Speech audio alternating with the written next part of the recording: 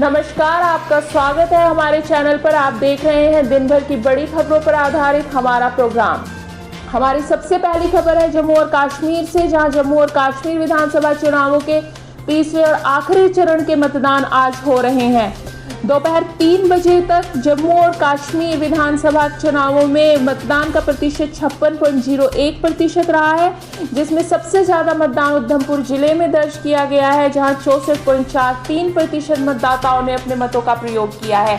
सबसे कम मतदान बारामूला में दर्ज किया गया है, जहां सिर्फ 46.09% मतदाताओं ने 3 बजे तक अपने वोटों का उपयोग किया था। यह चरण सबसे बड़ा है, इसमें आखिरी 40 सीटों पर मतदान चल रहा है। जम्मू क्षेत्र की 24 सीटें इस मतदान में भाग ले रही हैं, जबकि कश्मीर क्षेत्र की 16 सीटों पर चरण में मतदान हो रहा है। आज उत्तर कश्मीर के 3 सीमा जिलों में सुरक्षा के बढ़े हुए इंतजामात के बीच मतदाताओं ने अपने मत डाले हैं। इस चरण में आखिरी अनुसूचित जनजाति सीट गुरेज के साथ साथ जम्मू क्षेत्र में स्थित सभी 7 अनुसूचित जाति की आरक्षित सीटों पर वोट पड़े हैं। अखनूर, बिश्नहा, कठुआ, मारहा, रामगढ़, रामनगर और सुचेतगढ़ इन सीटों के नाम हैं। पहले चरणों में 18 सितंबर को 61.38% मतदान रिकॉर्ड किया गया था, जबकि 25 सितंबर को 57.31% मतदान रिकॉर्ड किया गया था। दूसरे चरण में मतदान का प्रतिशत कुछ कम रहा था। चुनाव के परिणाम 8 अक्टूबर को घोषित होंगे। दूसरी खबर है दिल्ली और लद्दाख से। दिल्ली में जहां क्लाइमेट एक्टिविस्ट सोनम वांगचुक की गिरफ्तारी हुई, तो मंगलवार को लद्दाख में सैकड़ों लोगों ने इसके अगेंस्ट विरोध प्रदर्शन किया और दिल्ली पुलिस शर्म शर्म के नारे लगाए। वांगचुक और 125 अन्य प्रदर्शनकारियों को सोमवार को सिंघू बॉर्डर पर दिल्ली पुलिस द्वारा गिरफ्तार किया गया था, जब वे राष्ट्रीय राजधानी की ओर मार्च करने की कोशिश कर रहे थे। यह मार्च महात्मा गांधी की जयंती 2 अक्टूबर को खत्म होना था और यह 1 सितंबर को शुरू हुआ था, जिसका उद्देश्य केंद्रीय सरकार पर लद्दाख के साथ चर्चा फिर से शुरू करने का दबाव डालना था। प्रदर्शनकारियों की मांगों में लद्दाख को एक अलग स्टेट का दर्जा, संविधान की 6ठी अनुसूची के तहत समावेश, एक समर्पित लोक सेवा आयोग और लेह और कारगिल के लिए अलग अलग लोकसभा सीटें शामिल हैं। लद्दाख में पुरुषों, महिलाओं और छात्रों का एक समूह वांगचुक के समर्थन में एकत्र हुआ, उनकी रिहाई की मांग की और उनसे मार्च जारी रखने का अनुरोध किया। इस बीच दिल्ली की मुख्यमंत्री आतिशी ने भाजपा सरकार की आलोचना करते हुए आरोप लगाया है कि दिल्ली के उपराज्यपाल ने उन्हें गिरफ्तार किए गए कार्यकर्ताओं से मिलने से रोका है। उन्होंने वांगचुक से मिलने से रोकने पर अपनी नाराजगी व्यक्त की और इसे भाजपा की तानाशाही बताया है। आतिशी ने वांगचुक और लद्दाख के लिए राज्य का दर्जा देने की मांग के प्रति अपना समर्थन दोहराया है और उन्होंने यह कहा है कि शांतिपूर्ण प्रदर्शनकारियों के खिलाफ पुलिस की कार्रवाई अन्यायपूर्ण है। उन्होंने एलजी के हस्तक्षेप की निंदा की और कहा कि निर्वाचित सरकार के प्रतिनिधियों को नागरिकों के साथ स्वतंत्रता से संवाद करने की अनुमति मिलनी चाहिए। तीसरी खबर है कर्नाटका से, जहां कर्नाटका के मुख्यमंत्री सिद्धरमैया ने ईडी द्वारा उनके खिलाफ मनी लॉन्ड्रिंग का मामला दर्ज किए जाने पर सवाल उठाए हैं। सोमवार को ईडी ने सिद्धरमैया की पत्नी को मूडा द्वारा 14 जगहों के आवंटन में एलिजेड इरेगुलरिटीज के संबंध में ECIR दर्ज की है। सिद्धरमैया ने मनी लॉन्ड्रिंग के आरोपों के आधार पर शक जताया है। उन्होंने कहा है कि मुझे नहीं पता कि यह मनी लॉन्ड्रिंग का मामला किस आधार पर बनता है। उन्होंने तर्क दिया कि क्षतिपूर्ति स्थलों का आवंटन मनी लॉन्ड्रिंग कानून के तहत नहीं आना चाहिए।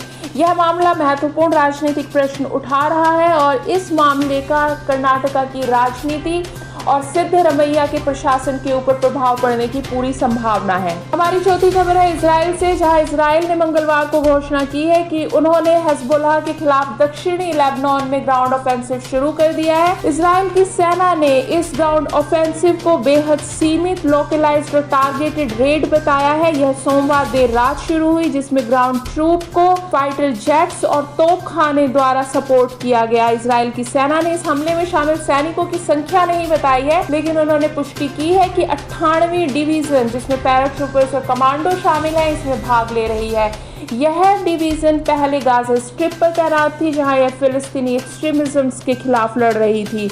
इजराइल की सैन्य कार्रवाई सटीक खुफिया जानकारी पर निर्भर है।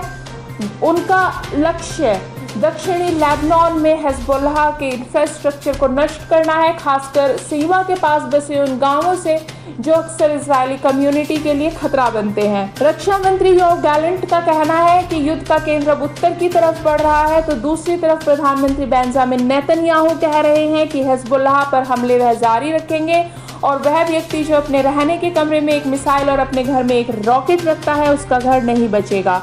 इस जमीनी हमले की शुरुआत के बाद से हिजबुल्लाह ने इजराइल में कई रॉकेट दागे हैं, जिसमें मंगलवार को तेल अवीव में भी विस्फोटों की आवाज़ें सुनाई दी हैं।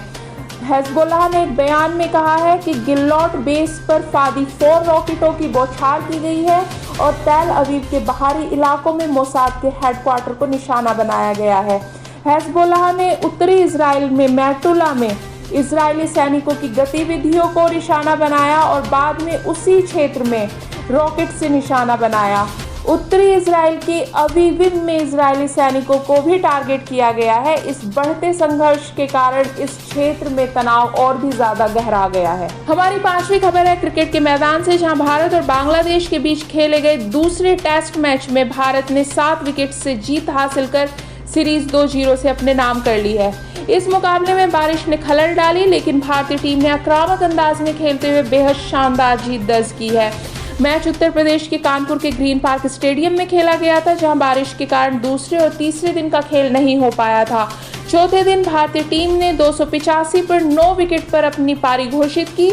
इसके बाद बांग्लादेश की दूसरी इनिंग में जसप्रीत बुमराह, रविंद्र जडेजा और अश्विन ने 3-3 विकेट लिए, जिससे बांग्लादेश की टीम 140 रनों पर सिमट गई।